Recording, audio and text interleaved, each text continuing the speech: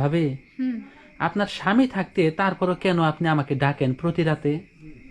আমি ডাকি শুধু টাকার জন্য, আমার টাকার প্রয়োজন তাই। ও আচ্ছা, যাই হোক, সমস্যা নাই, কারণ আপনার হচ্ছে টাকার প্রয়োজন আর আমার হচ্ছে আপনাকে প্রয়োজন। হ্যাঁ, আর আপনি এটা মনে করেন না যে আপনার সাথে আমার মেটানোর জন্য আপনাকে ডাকি, না, এটা সম্পূর্ণ ভুল। আমার টাকার প্রয়োজন, আমার টাকা অনেক দরকার, তাই আমি আপনার সাথে এই ধরনের কাজ করি। তাহলে চলেন ভাবি, শুরু করে দেই। হ্যাঁ, চলেন। চলেন। হ্যাঁ, আসছি। খুলেন। আসেন আসেন, তাড়াতাড়ি আসেন। বসেন। ভাবি, হ্যাঁ। আজকে কিন্তু আমি বেশি টাকা দিতে পারবো না, ঠিক আছে? আজকে 500 দিব। কেন ভাইয়া? কারণ আমি তো আপনার কাছে 2-4 দিন পর পরই আসতেছি না। মানে এত টাকা দিতে ভালো লাগে না, আমি তো মাঝে মাঝে আসি, নিয়মিত কাস্টমার না। ভাইয়া আসলে টাকাটা আমার প্রয়োজন, প্রয়োজন বলে আপনার সময় বেশি দেব, আপনি ইচ্ছা মতন আমি কাজ দিব, কিন্তু তারপরে ভাই আমার টাকার প্রয়োজন। ও, কি বলতেছেন ভাবি? আসলে মানে প্রতিদিন আসলেন, এই যে আমার আমার যে আপনি প্রতিদিন ফোন দেন যে আসেন আসেন, আমি তো আসি আপনার কথাই, কিন্তু আমার কাছ থেকে যদি কম না নেন, ঠিক আছে, তাহলে কেমন হবে বলেন তো?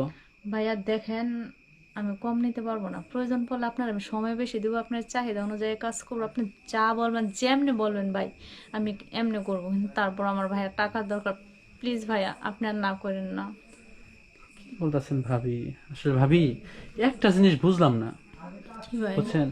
মানে আপনার এত টাকার ক্ষুধাকে, যে আপনি যেভাবে চামো আমি ওইভাবে দিবেন, তারপর আপনার টাকা লাগবেই, আপনি আপনার যে কষ্ট হবে আমি যেভাবে দিব, ঠিক আছে, তারপর আপনি মাইনা নিতে চাইতেছেন। ভাই এই কষ্ট আমি মাইনা নিতে পারবো, কিন্তু আমার বাপ মা যে কষ্ট থাকবে এইটা আমি মাইনা নিতে পারবো না। আপনার বাপ মা কষ্ট থাকবে মানে বুঝলাম না। আপনি জানেন আপনার সাথে এই কাজ আমি কিসের জন্য করি? কিসের জন্য করেন? চাহিদার জন্য করেন না? না, আমার নিজের কোনো চাহিদার জন্য আমি করি না, আমি শুধু একমাত্র আমার বাপ মার জন্য করি। কারণ আমি যখন আমার বাপ মার কাছে ছিলাম তখন এই ফ্যামিলিটা কিন্তু আমি চালাইতাম। আপনার বাবা মার কাছে যখন ছিলেন, আচ্ছা, হ্যাঁ, আপনার শ্বশুর বাড়ির কি অবস্থা? তাহলে আপনি তো আপনার শ্বশুর বাড়ির, আপনার শ্বশুর বাড়ি না? এটা আমার শ্বশুর বাড়ি, বুঝছেন, কিন্তু আমার স্বামী আছে, সবই আছে, আমি কিন্তু ওই চাহিদার জন্য আমি আপনাকে ডাকি না। আপনার স্বামী, আপনার স্বামীর তো দেখি না আমি। ওই দোকান করে তো, মন্যার দোকান করে, ও রাত্রে 12টা 1টা বাজে আসে। ও, আর তার মধ্যে আপনি এই কাজ করেন?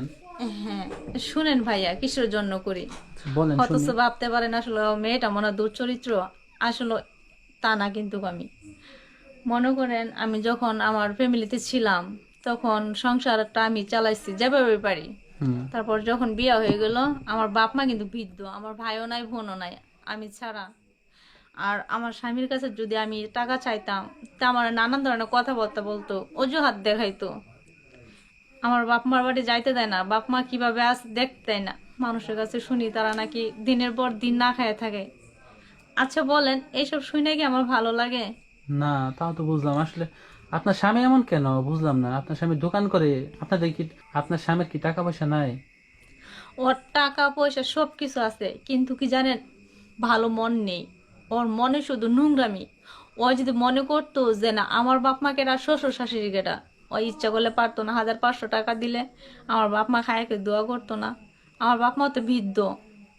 ও আচ্ছা আচ্ছা, আপনি মূলত এই কারণেই মানে এই কাজ করে করে তারপরে ওনাদেরকে টাকা পয়সা দেন। হ্যাঁ, আমি গোপনে আমার বাপ মার কাছে টাকা দিই এই কাজ করে।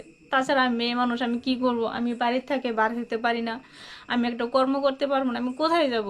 তাই বাধ্য হইয়া আমি এই কাজ করি। আপনার মানে যে আমার মতো কাস্টমার কয়জন? শুধু আপনি একা। ও আচ্ছা, আমি তাই তো জানি বলি। না হ্যাঁ আমার হ্যাঁ। পাপ হইতেছে না পুণ্য হইতেছে, আমি জানি না, শুধু আমার বাপ মার জীবন বাঁচানোর জন্য আমি এই কাজ করতেছি। আসলে ভাবি, আপনার কাছে তো আমি অনেকবার আসছি, হ্যাঁ, কিন্তু মানে আমার মন না চাইলেও আমি, আপনি যে আপনার ফোনের কারণে মাঝে মাঝে বিরক্ত হয়েও আসছি আপনার কাছে। এই যে ফোন দিচ্ছেন, যার কারণে ভাবলাম যে ভাবি যেহেতু এত ফোন দেয়, তাহলে আমি পেমেন্টের টাকাটা কমাই দিই, তাহলে তাহলে মাইনা নিবে এটা ভাই ভাই। মূলত আমি যে আজকে টাকার কথাটা বলছি, না আর এই ভাই, টাকার কথাটা যদি না উল্লেখ করতাম, আসলে ভাবি আপনার মনে যে এই কষ্ট, যে কিসের কারণে আপনি এভাবে ডাকেন, ঠিক আছে, বুঝতে পারতাম না। আমি প্রথমে ভাবতাম যে হয়তো আপনি আপনার চাহিদার জন্য আমাকে ডাকেন, হয়তো স্বামী দিয়ে আপনার চাহিদা মেটে না, শুধুমাত্র এই কারণে আপনি আমাকে বারে বারে ফোন দেন। কিন্তু আপনার যে ওই সমস্যা, এটা আসলে আমি কখনোই ভাবতেই পারি নাই। আমার স্বামী শুধু আমার দেহটা ব্যবহার করে, আমার যে একটা মন বলে একটা কিছু আছে এটা কখনো ভাবে না, যে একটা মেয়ের কি চাহিদা থাকতে পারে, কিভাবে মন রাখতে হয়, এটা বোঝে না। ও শুধু ওটুকু ছাড়া আর কোনো কিছু প্রতি খেয়াল রাখে না। আপনার বাবার বাড়ি আপনি যান না? আমার যাইতে দেয় না। তাহলে টাকা কিভাবে পাঠাইতেছেন? আমি টাকা পাঠাই দেই, আমার এক ভাবি ছিল, ভাবির কাছে গোপনে বলে দিছিলাম। ভাবি আসে 2 দিন পরে পরে আইসা টাকা দিয়া দেই, পরে ওই নিয়ে দেয় আমার আব্বা আম্মার কাছে। তো ভাবিটা অনেক ভালো, বুঝছেন। যে আসলে কি বলবো, এখানে আসলে আমার বলার কোনো ভাষা নাই আচ্ছা, আসলে। ভাইয়া সময় নষ্ট না কইরা কাজটা সাইরা ফেলান, আমার টাকা খুবই প্রয়োজন ভাইয়া। ভাবি বুঝতে পারছি, কিন্তু মানে হ্যাঁ, টাকা টাকা আসলে আপনি টাকার জন্যই তো এটা করতেছেন, তাই না? কারণ আপনার তো আর ওইটার দরকার নাই। কারণ আমারও ভাবি আসলে মন চাইতেছে না যে আমি আপনার কাছে এইভাবে যাই। না না ভাইয়া, এই কথা বললেন না, আচ্ছা ভাবি, আমি একটা প্লিজ। কথা বলি। বলেন। এখন যদি ভাবি আপনাকে যদি আমি মাসে মাসে ধরেন যে কিছু যদি টাকা দিই, যাতে করে আপনার আপনার আব্বা আম্মা চলতে পারে, মাসে ধরেন যে ওই 7-8, আমি তো মোটামুটি বা 30,000 টাকা বেতন পাই, আমি যদি ওইখান থেকে 5-7 হাজার টাকা প্রতি মাসে দেই, তাহলে আপনার আব্বা আম্মার চলবে না? হ্যাঁ ভাইয়া, চলবো, কিন্তু দেখেন, আপনি তো হইছেন একজন বাহিরের লোক, আপনার মনে এই কথাগুলো শুনে দয়া মায়া হইতেছে, কিন্তু আমার জামাই এতটা বাসান, ও যদি কইতো যে আমি মাসে তোমার বাপ মার আমি 4 থেকে 5 হাজার টাকা দেন, তাও কিন্তু আমার বাপ মা চলে দিত, আমি তাহলে এই কাজটা কখনো করতাম না। সে যে নিজের অজান্তেই ঠকতেছে, এটা কিন্তু সে জানতেছে না। আপনার স্বামীর কথা বলতেছে আমি। কি করবো ভাই, তাছাড়া তো কোনো উপায় নাই। না, আপনার স্বামী যে যে জিততে যায় যে নিজে অন্য দিক দিয়ে ঠকতেছে, মানে আপনি যে আপনাকে হারাইতেছে, ঠিক আছে, এটা কিন্তু সে টের পাইতেছে না। ঠিক আচ্ছা আছে না? ভাইয়া, এটা ও আমার করতে বাধ্য করছে না? অবশ্যই আমি তো তারই দুষতেছি এই কারণেই। হ্যাঁ, আজকে ও যদি আমার বাপ মা দায়িত্ব নিত, আমি কখনো এই কাজ করলাম নইলে। কারণ আমি তো কোনো স্বার্থকের জন্য করি না, কোনো চাহিদা মেটানোর জন্য করি না, না না, আমার বাপ মার ক্ষুধা মেটানোর জন্য করি। সেটাই। আচ্ছা যাই হোক ভাবি, এখন আমি আপনার কাছে আসলে মানে আপনার প্রতি ঠিক আছে অন্যরকম একটা মায়া জমে গেলেও আপনার কথাগুলো শুনে, আর আমি প্রতি মাসে ভাবছি যে 5 থেকে 7 হাজার টাকা আমি দিব আপনার আপনাকে যেদিনই পারি, প্রতি মাসে একবার করে আপনার হাতে তুলে দিয়ে যাব।